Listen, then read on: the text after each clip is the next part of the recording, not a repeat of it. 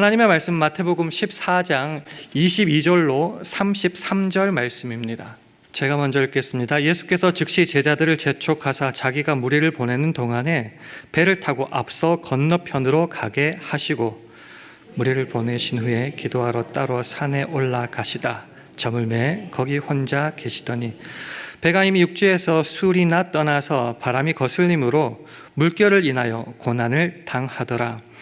밤 사경에 예수께서 바다 위로 걸어서 제자들에게 오시니 제자들이 그 바다 위로 걸어오심을 보고 놀라 유령이라 하며 무서워하여 소리 지르거늘 예수께서 즉시 일러 가라사대 안심하라 내니 두려워 말라.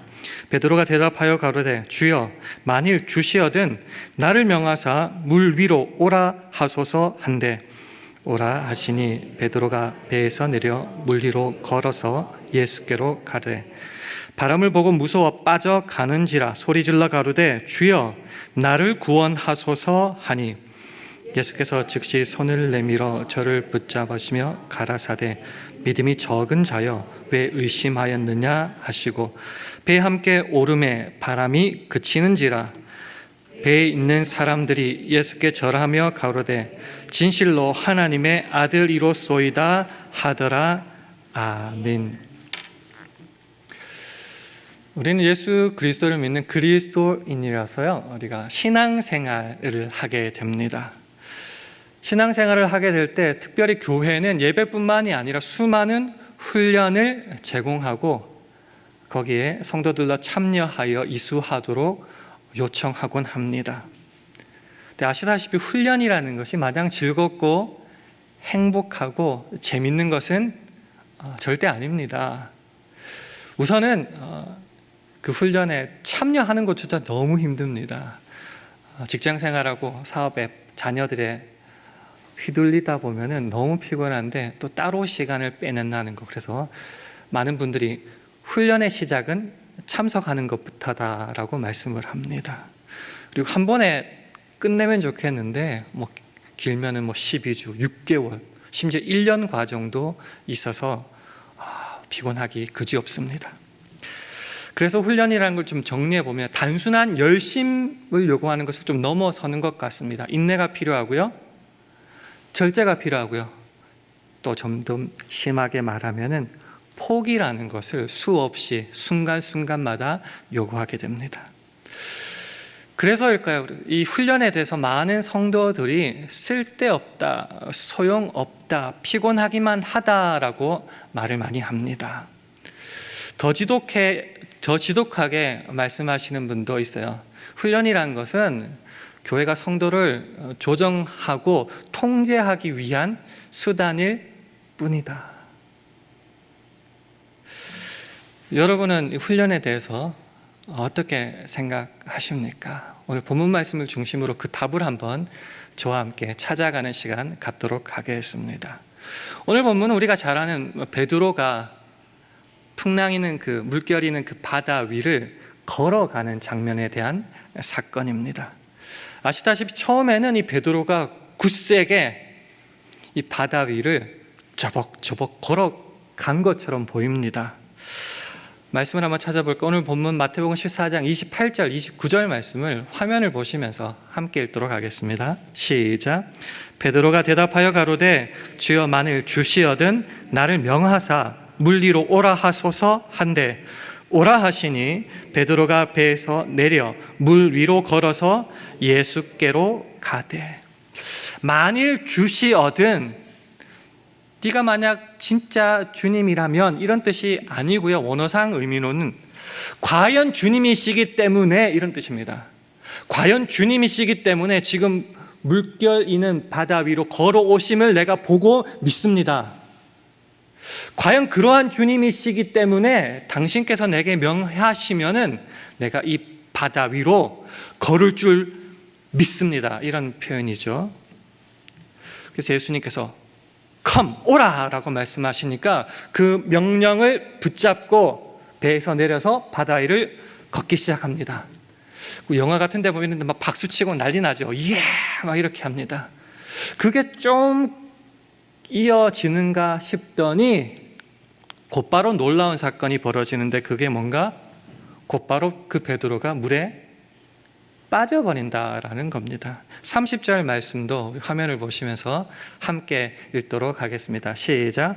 바람을 보고 무서워 빠져가는지라 소리질러 가로되 주여 나를 구원하소서 하니. 그럼 질문이 생기겠죠? 조금 전까지만 해도 막 그렇게 걸어가던 사람이 뭐 하루가 지났나요? 이틀이 지났나요? 잘은 모르겠지만은 몇 분도 안 지난 것 같아요. 왜 물에 빠져가는가? 그러니까 질문이 당연히 나올 수밖에 없습니다. 여기서 배경 설명이 좀 필요한데요. 이 단순하게 이 사건만 보지 말고 그 전날에 일어난 사건을 한번 확인해 봐야 될 것 같습니다. 지금 성경에 보면 시간이 밤 사경, 그러니까 새벽 4시라는 거죠. 되게 새카말 때, 어두울 때입니다. 그러면 그 전날 오후 저녁 때쯤에 일어난 사건이 뭔가? 우리가 지난주에 살펴봤던 오병이어 사건입니다. 날이 저물매라고 시작하는 거 보니까 그 전날 오후쯤인 것 같아요. 10시간도 안 지난 것 같아요, 느낌상으로는. 오병이어가 뭐죠? 예수님의 놀랄만한 기적사건. 근데 마태복음에서 나오는 오병이어의 좀 중요한 영적 의미가 있는데 그게 뭐냐고 하면은 이제까지 예수님께서 홀로 이적을 베푸십니다. 당신 혼자, 그러니까 제자들이랑 상관없이 당신 홀로 이렇게 기적을 베푸셨는데 처음으로 오병이어 때는 제자들을 그 기적에 동참시킵니다. 한번 살펴볼게요. 마태복음 14장 19절 말씀을 화면을 보시면서 함께 읽겠습니다. 시작. 무리를 명하여 잔디 위에 앉히시고 떡 5개와 물고기 2마리를 가지사 하늘을 우러러 축사하시고 떡을 떼어 제자들에게 주심에 제자들이 무리에게 주니. 쉽게 설명드리면은 예수님께서 축사하시고 생겨라 짠 해가지고 생긴 게 아니고요. 크게 기적이 2번 일어났다고 생각하면 됩니다. 첫째는 이 아이가 먹을 수 있는 보리떡 2덩이, 조그만 거, 물고기 큰 게 아니고 요만한 거, 멸치 사이즈 그 정도예요. 그게 오병이어로는 아이가 혼자 자기 혼자 먹기에 알맞은 정도인데 그것을 예수님께서 축사하시고 그것을 12제자에게 떼어 나눠줍니다. 그러니까 한 마리씩 줘도 안 내릴 것 같은데 이것이 떼어질 때에 그냥 영적인 상상력으로, 거룩한 상상력으로 이게 생기기 시작하는 거예요. 떼어졌는데 또 생기고 떼어졌는데 또 생기고. 미칠 노릇 아닙니까? 눈앞에서 지금 기적이 벌어지고 있는 거예요. 1차 기적은 예수님 손에서 제자들의 손으로 이어질 때 1차 기적이 일어났습니다. 근데 예수님께서 이 제자들에게 너희들이 나눠줘라고 말씀하세요. 그래서 나눠줬더니 어떻게 됐다고요? 남자만 5,000명, 여자 아이 합치면 한 2만 명 정도가 먹였다는 거죠. 누구 손에서요? 예수님 손에서 아니에요. 그 제자들의 손에서예요. 떼어주는데 또 생기고 떼어주는데 또 생기고. 몸은 피곤하겠죠? 근데 이거 가슴 벅찬 정도로 설명이 될까요? 막 눈물이 핑 돌지 않겠습니까? 어떻게 이런 일들이. 나는 아무것도 아닌데 예수님께서 축사하시고 나에게 주신 그 떡으로 이게 생기기 시작한다는 거예요. 이거 찬양 집회 때 받는 은혜랑 감히 비교할 수 없을 정도의 벅참, 흥분, 막 그런 감정이 그들에게 있었어요. 그게 언제라고요? 바로 전날 저녁이라는 거죠. 전날 저녁. 자, 그 가슴이 밤을 이렇게 넘어간다고, 그 다음날로 넘어간다고 이게 해결이 될까요? 없어질까요? 아니죠. 흥분 상태로 계속 막 제자들과 서로 이야기했겠죠. 어떻게 이런 일이, 어떻게 이런 일이. 그런 상태에서 풍랑이 일었는데 예수님께서, 내 주님께서, 그 기적의 주인공 주님께서 걸어오시는 걸 보고 이 들뜬 마음이 가라앉지 않겠죠. 그 풍랑 속에서도 이게 식지 않겠죠. 그래서 말하는 거죠. 주님, 진짜 주님이시기 때문에 내가 요청합니다. 나에게 명예 주세요. 그럼 내가 이 물 위를 걸을 수 있을 겁니다. 그 가득 찬 그 감격, 벅참, 은혜, 믿음 걸을 수 있었죠. 근데 왜 그게 금방 없어졌을까요? 그게 보통 기적이 아니잖아요. 들은 얘기가 아니잖아요. 내가 본 얘기고 내 손에서 일어난 일이잖아요. 근데 왜 그 믿음이 금방 어디 갔을까요?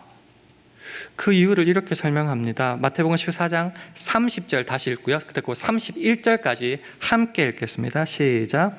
바람을 보고 무서워 빠져가는지라 소리질러 가로되 주여 나를 구원하소서 하니 예수께서 즉시 손을 내밀어 저를 붙잡으시며 가라사대 믿음이 적은 자여 왜 의심하였느냐.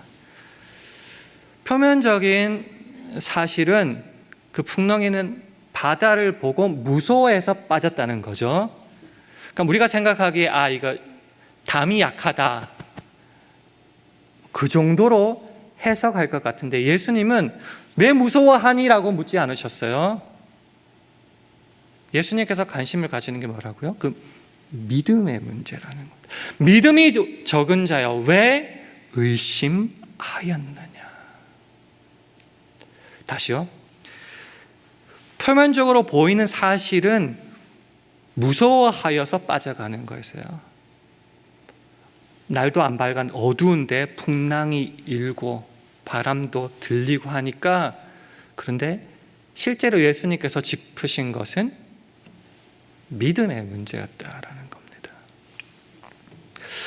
우리가 그리스도인으로서 이 땅을 살아갑니다. 저 천국에 이르기까지 믿음의 경주, 어떤 때는 싸움이라는 표현까지 쓰는데요. 그럼 누구랑 싸워야 되는가? 우리끼리 싸우는 게 아니죠. 예수님과 싸우는 게 아니라 이 세상과 이 사탄 마귀와 대적하여 싸워나가는 것이 우리 믿음의 현실이라는 겁니다. 그래서일까요? 성경에 구약부터 신약에 이르기까지 수도 없이 무서워하지 말라, 두려워 말라라고 우리에게 권면하고 있습니다. 우리가 잘 아는 이사야 41장 10절은 말하죠. 두려워 말라, 내가 너와 함께 함이니라. 놀라지 마라, 나는 네 하나님이 됨이니라. 내가 너를 굳세게 하리라. 참으로 너를 도와주리라. 참으로 나의 의로운 오른손으로 너를 붙들리라. 뒤집어서 생각해야죠. 왜 이런 말씀을 하신다고요? 지금 두려워하기 때문에. 하나님이 안 보일 정도로 무섭고 두려워하기 때문에 말을 하는 거죠. 두려워 말라, 내가 있다, 나 좀 봐라 라고 말씀하시는 거죠. 그러면 조금 더 깊은 바닥을 한번 보겠죠. 왜 그러면은 예수를 믿고 하나님을 믿는데도 불구하고 왜 우리는 무서워하고 두려워하느냐. 어렵게 생각하지 말고요, 내가 믿고 사랑하고 의지하는 그 주님이 나를 괴롭히고 내 생명을 앗아가려는 그 사탄 마귀와 이 세상과 비슷하기 때문에 무서워하는 거죠. 누가 이길지 몰라서 무서워하는 거죠. 더 심한 경우는 하나님이 세상보다 약하다고 스스로 인정하기 때문에, 말은 못하죠. 속으로는 그렇게 인정하기 때문에 무서워하는 겁니다. 다시요. 왜 무서워합니까? 왜 두려워합니까? 전능하신 주님이라고 말하는데도 그 주님이 세상과 사탄 마귀와 좋게 보면 비슷하고, 그러니까 누가 이길지 모르니까 두려워 떠는 거죠. 더 심한 경우는 하나님이 열등하다고 스스로 믿기 때문에 두려워하는 겁니다. 어렵게 생각하지만 지금 베드로는 그 전날의 그 기적이 온데간데 없이 사라질 만큼 그 풍랑이 풍랑을 무서워했다라는 거죠. 정말 웃기고 재밌는 놀라운 사실이 뭔 줄 아세요? 그 풍랑 속에서 예수님은 어떻게 하고 있어요? 지금 물 위에 계속 서 계세요. 놀랍지 않습니까? 내 주님은, 그 기적의 주님은 지금 서 계세요. 풍랑을 이기고 있어요.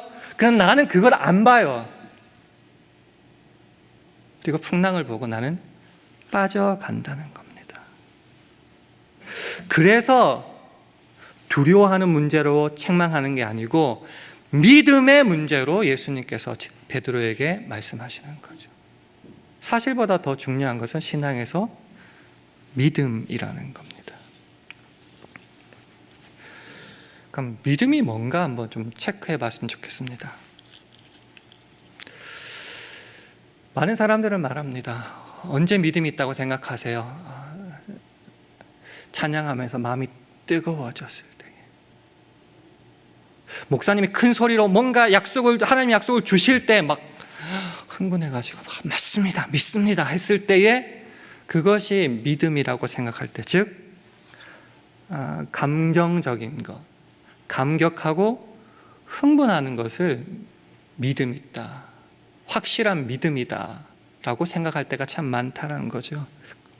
근데 신명기 6장 5절에 이런 말씀을 주십니다. 쉐마의 말씀이죠. 들으라라는 말씀인데, 너는 마음을 다하고 성품을 다하고 힘을 다하여 내 하나님 여호와를 사랑하라 말씀하십니다.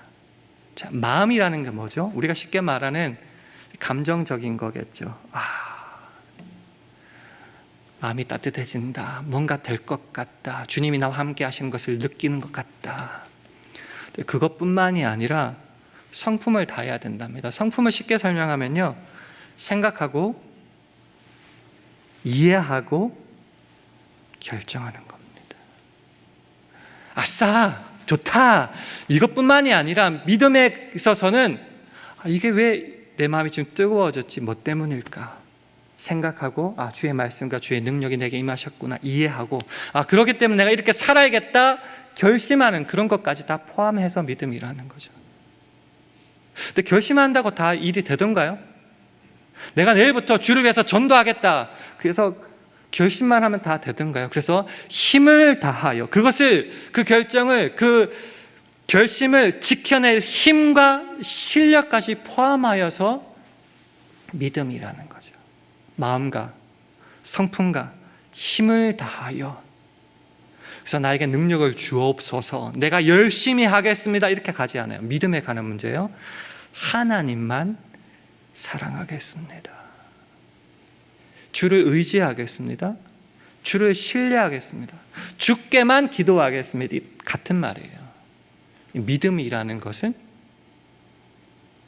그래서 결국은 내 모든 지정의를 합하여서 내가 충족되고 뭔가 되는 것을 훨씬 넘어서서 내 지정의를 다 해서 하나님만 사랑하고 바라고 믿고 의지하는 것. 그래서 네가 왜 담이 약하냐 두려워하느냐 묻지 않고 믿음이 적은 자여 왜 의심하였느냐라고 묻게 되는 겁니다. 사실은 신앙에서 가장 확연하게 드러나고 멋있어 보이는 것은 감정적인 측면일 겁니다.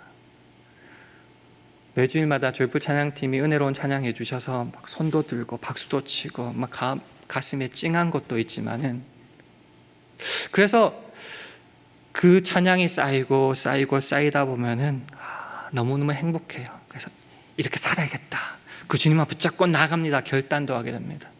절망적인 상황인데 주께 간절하게 기도했더니 문제가 해결돼요. 얼마나 기뻐요. 눈으로 보이는데 그게 내 기도한 게 바로 응답이 되는데, 그러니까 난리 나는 거죠. 이것도 하겠습니다, 저것도 하겠습니다, 소원하겠습니다, 헌금하겠습니다. 그래서 헌신하고 결단을 가는데, 그 순간 우리가 직면하게 되는 게 뭐라고요? 풍랑이는 물결을 동시에 보게 된다는 겁니다. 그 감정적인 측면으로 이 믿음의 결단이 이어지지 않는다는 것은 저와 여러분이 잘 알 것 아닙니까? 오죽하면 세상 사람들도 말하죠. 작심 3일. 근데 작심 3일만 가도 대단한데 우리의 믿음은 더 연약하다는 거죠. 왜요? 놀랄 만큼 금방 사탄 마귀가 우리를 공격하기 때문에. 그럴 때에 그 뜨거웠던 내 감정적인 측면도 막 휘둘리기 때문에, 그래서 지금 물결이는 바다 위에 예수님이 서 계셔도 그 주님은 못 보고, 풍랑이는 바다만 보고 물에 빠져가게 된다라는 겁니다. 그런 일들이 수도 없이 일어나게 마련입니다. 시간이 흐르죠. 1년, 2년 아니고 모태신앙도 저도 이제 아버지가 목사님이어서 모태신앙인데 벌써 저도 이만큼 신앙생활 했는데 매번 느끼는 게 뭐죠? 그 물결 보고 또 넘어질 수 있다라는 거죠. 의심하게 되고, 하나님이 진짜 나 사랑하시는가? 목사님이 설교해 주셔서 아멘 했는데 집에 돌아가는 그 길에 배우자랑 싸우고 에이씨 하면서 믿음을 놓아버릴 순간이 얼마나 많았는가. 의심과 넘어짐, 실패를 통해서 마침내 깨닫게 되는 게 뭐죠?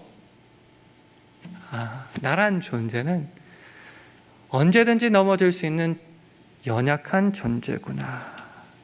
내가 능력이 있어서 그 무리를 걸어가고 그 문제를 해결한 게 아니었구나를 뼈저리게 깨닫게 됩니다. 나는 언제든지 넘어질 수 있다는 것을 깨달았기에 내 감정만으로는 승리할 수 없다는 것 깨닫습니다. 그러니까 나에 대한 희망과 그 모든 기대를 저버리고, 더 심하게 말하면 나에 대해서 절망하고 부인하고 포기하게 된다는 거죠. 그럴 때 그럼 절망합니까? 넘어지고 끝입니까? 아니라는 거죠. 그때 우리가 깨닫게 되어야 되는 것, 마음을 다하고 성품을 다하고 힘을 다하여 하나님만 사랑하면 주께서 책임져 주신다. 먼저 그 나라와 의를 구할 때 이 모든 것이 우리들에게 임해진다는 것을 절절하게 깨닫게 되는 겁니다. 그때까지 시간이 흘렀습니다. 내 힘과 능력으로 이것도 해보고 저것도 해보고 안 되는 그런 모든 과정들도 거쳤습니다. 정리 좀 해볼까요? 지금 당장 감정적으로 충만했을 때, 믿음이 있다고 생각될 때, 기도할 때, 찬양할 때, 성경 읽을 때 막 이렇게 업이 돼서 너무 이렇게 좋아질 때가 있죠. 그래서 주를 위해서 걸어가면서 지금 당장은 물결이를 걸어갈 수 있습니다. 다 이루어진 것 같고 나는 완전한 것 같고 섰다고 생각할 때 그때 조심해야죠. 제대로 훈련되지 않았다면, 감정적인 것을 넘어서 지정의 모든 것으로 주께 나가지 않는다면은 내 그 잘 나가던 순간도 환경 때문에 금방 무너질 수 있다라는 겁니다. 그럼 어떻게 되죠? 할 수 있는 말은 딱 한 가지밖에 없죠. 주여 날 구원해 주세요. 날 불쌍히 여겨 주옵소서. 우리가 살아가는 매일은 풍랑이는 바다와 같습니다. 행복 원하죠. 잘 되기를 기도합니다. 그러나 사실 생사하복이 우리 주에서 날마다 일어나지 않습니까? 잘 나가는 순간 어깨를 좀 이렇게 올리고 살아가는 것 같은데 금방 축 내릴 상황이 생기지는 않습니까? 제대로 된 훈련이 없다면은 그 상황 속에서 우리는 매일 흔들릴 수밖에 없다는 거죠. 그러나 그 모든 시간 속에서 마음과 성품과 힘을 다하여서 훈련을 받고 상황에 흔들리지 않는 그것들을 매일매일 디스플린 훈련해 나갈 때에 마침내 우리 눈에는 풍랑에는 물결이 보이는 것이 아니라 물결 위에 서 계신 예수님이 보이게 되고 그 주님만 사랑하게 되고 그 주님만 붙잡게 될 때에 나는 다시금 물결 위에서 일어설 수 있다는 거죠. 자꾸 말씀드리는 것은, 그래서 모든 것은 내가 가진 자원, 사람, 물질에 관한 것이 아니라, 이게 다 우리의 기도 제목 아닙니까? 그것 주시면 뭐가 될 것 같고 그것 주시면 내가 주를 위해서 뭘 할 것 같은데, 주님은 말씀하시죠. 천부께서는 이 모든 것이 너에게 필요한 것을 다 아신다. 믿음의 문제로 자꾸 가져가시는 거죠. 그래서 우리가 베드로 실패를 한번 살펴보고 우리의 삶을 비교해 봐야 될 것 같습니다. 내가 지금은 물결이를 믿음 가운데 걸어가고 있는가? 아니면 넘어지고 있는가? 빠져가서 호우적대면서 살려달라고 처량하게 외치고 있는가? 그때 필요한 체크리스트가 뭐죠? 그저 감정만으로 완벽하다고 해서 주의 훈련을 등한시하지는 않았는지, 귀찮고 피곤하고 쓸데없다고 뒤로 넘겨버리지는 않았는지. 우리가 교회 직분자를 세울 때 가장 중요한 첫 번째 요소는요, 공예배 출석입니다. 예배도 출석 안 하면서 나는 신자다, 그리스도인이라고 말할 수 없는 거겠죠. 헌금 이런 건 두 번째 문제고요. 우선은 공예배. 공예배는 뭐죠? 주일 예배에는 당연히 들어가고요. 수요 예배와 새벽 기도도 포함되는 겁니다. 뿐만 아니라 이제 금요일에 다시 훈련 프로그램이 생길 건데 그것도 다 포함해서 공예배, 공훈련입니다. 근데 우리는 그런 것들이 있을 때마다 제가 그런 것 같아요. 안 되는 이유부터 찾습니다. 피곤해서 안 되고, 시간 없어 안 되고, 나는 몸이 연약해서 안 되고, 직장이 바빠서 안 되고, 안 되고, 그러니 못하죠, 당연히. 저는 그것도 믿음의 문제가 아닐까 생각해 봅니다. 그래서 무조건 와서 뭐 그런 걸 강요하는 것이 아니라, 여러분이 그것이 현실의 문제라고 보는데요, 저는 좀 바꿔 말하고 싶습니다. 그건 믿음의 문제입니다. 믿음의 문제. 부모 세대들은 여러분이 생각하는 미친 사람들이죠. 그 새벽에 아이들 깨워가지고 새벽기도 나왔으니까요. 그 직장에서 아예 밥도 안 주고 교회 와서 훈련했으니까요. 그렇게 하라는 말 하지 않겠고요. 그것도 잘못된 것도 있죠. 그러나 제가 여러분에게 도전하고 싶은 건 그거예요. 믿음을 크게 하고 주님을 사랑하고 주님을 닮기 위해서 훈련을 하자고 하는데 왜 믿음의 문제로 접근하지 않고 현실의 자원의 문제로만 접근하려고 하십니까? 그럴 때 우리는 환경을 보고 넘어질 수밖에 없죠. 왜요? 우리에게 가장 소중하고 우리를 좌우하는 것은 자원의 문제이기 때문에. 예수님이 옆에 서 계셔도 돈이 떨어지면 물에 빠질 거고요. 예수님이 물결위에 서 계셔도 사람과의 관계에서 틀어지면 나는 자빠질 겁니다. 현실의 문제를 바라보십니까? 믿음의 눈으로 바라보십니까? 그래서 이 훈련을 통하여서 환경에 좌우되지 않고 말씀 가운데 주님을 제대로 바라볼 수 있다면 마침내 우리는 이렇게 고백할 수 있습니다. 마태복음 14장 33절 말씀을 화면을 보시면서 함께 읽도록 하겠습니다. 시작. 배에 있는 사람들이 예수께 절하며 가로되 진실로 하나님의 아들이로소이다 하더라. 배에 있던 사람들은 조금 다를 수 있지만 우리가 이렇게 진정으로 고백할 수 있는 거죠. 어떠한 상황 속에서도 주님만이 내 주님이십니다. 하나님만이 나의 구원자이십니다. 고백할 수 있다는 거죠. 감정으로 충만되어 있으면 뭔가 다 할 것 같아요. 기도하면 다 이루어질 것 같고 내가 손 들고 나가면 마귀, 사탄 다 물러갈 것 같습니다. 그런데요, 놓치지 마세요. 사탄, 마귀는 그렇게 만만한 존재가 아닙니다.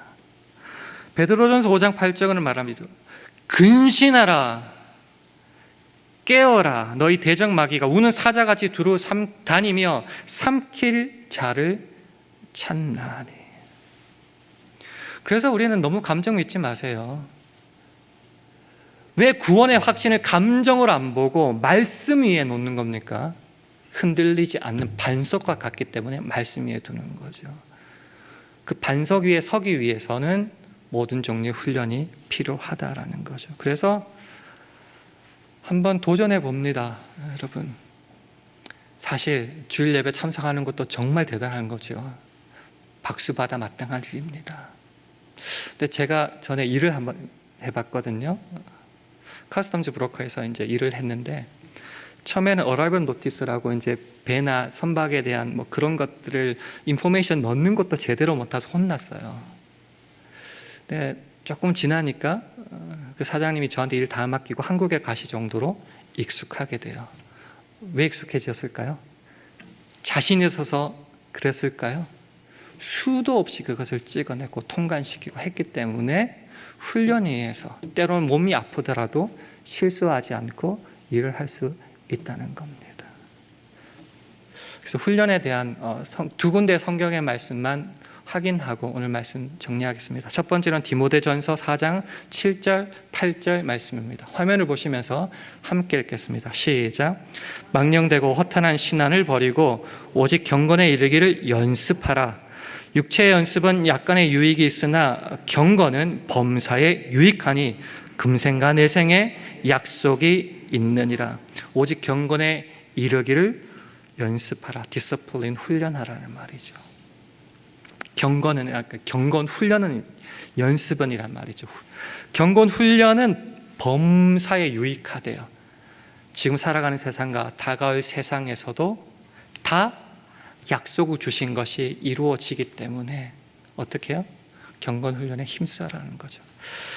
마지막으로 히브리서 12장 11절에서 13절 말씀인데요. 제가 한번 11절 먼저 읽어볼게요. 무릇 징계가 당시에는 즐거워 보이지 않고 슬퍼 보이나 후에 그로 말미암아 연달한 자에게는 의의 평강한 열매를 맺나니. 이 징계가 퍼니시먼 아니고요. 영어로 찾아보니까 all discipline이라고 되어 있습니다. 그러니까 훈련, 모든 종류의 훈련이라는 거죠. 그것은 당연히 슬퍼, 힘들어 보이고 즐겁지 않죠.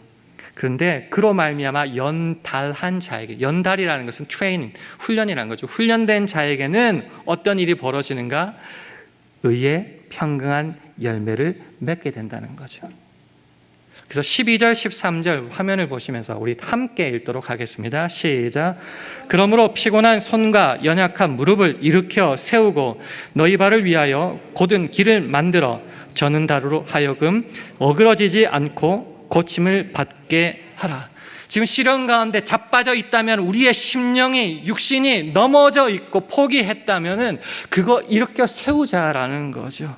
신앙의 목표를 향하여서 서로 격려하면서 나아가자. 그럼 고침을 받고 그 약속이 내 약속, 그 주님의 말씀이 내 삶 속에서 지금 보여지게 된다. 그러니 어떻게 하자고요? 훈련에 열심을 내자라는 말입니다. 믿음을 얘기할 때 너무 감정으로만 접근할 때가 많습니다. 저 같은 경우는 그렇게 말할 때의 핑계는 훈련받기 싫어서였습니다. 피곤했기 때문이죠. 네, 그러니 결과론적으로 환경에 날마다 넘어지게 되더라라는 겁니다. 오늘 베드로의 실패가 우리의 실패가 안 되기를 원합니다.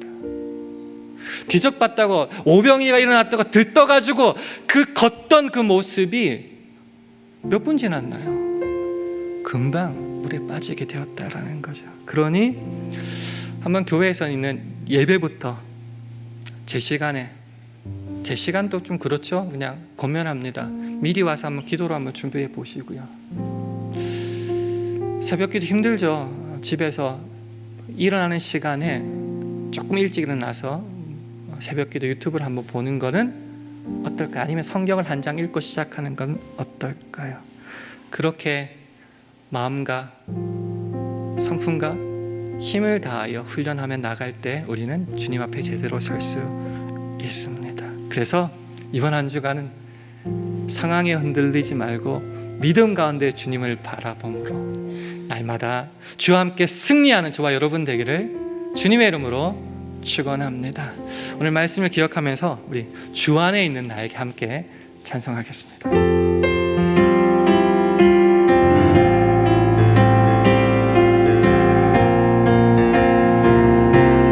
주 안에 있는 나에게, 주 안에 있는 나에게 난 근심이 있으랴.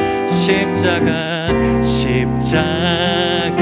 밑에 나아가 내 짐을 끌어 그 두려움이 변하여 그 두려움이 변하여 내 기도 되었고 전날의 한숨 변하여 내 노래 돼. 주님을 찬송하면서 주님을 찬송하면서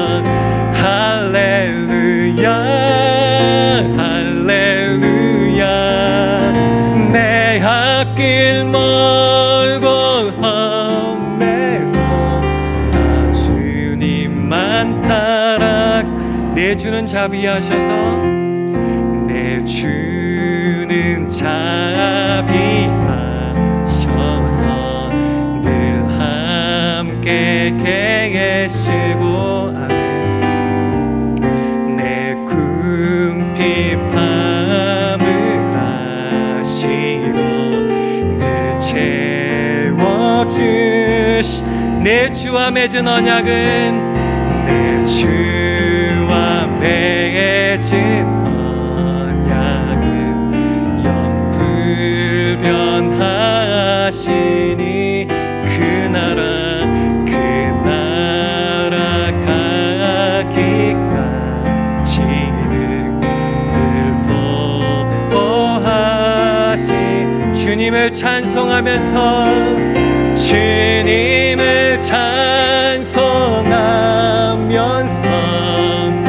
할렐루야 할렐루야 내 앞길 멀고 험해도 나 주님만 따 주님을 찬송하면서 주님을 찬송하면서 할렐루야 할렐루야 내 앞길 멀고 험해도 나 주님만 따라가리. 기도하겠습니다. 하나님 아버지, 우리가 하나님의 자녀로 살아가는 동안에도 풍랑이는 바다와 같은 어려움을 만나게 되겠지만 주님만을 신뢰하고 믿는 그 믿음 안에서 하나님의 자녀다운 그 믿음의 훈련을 잘 감당하게 하옵소서. 그리하여서 세상을 두려워하며 무릎 꿇지 않게 하시고 오히려 그 풍랑이를 걸어가는 기적과 영광과 자랑을 누리는 우리 모두 되게 하여 주옵소서. 예수님 이름으로 기도합니다. 아멘.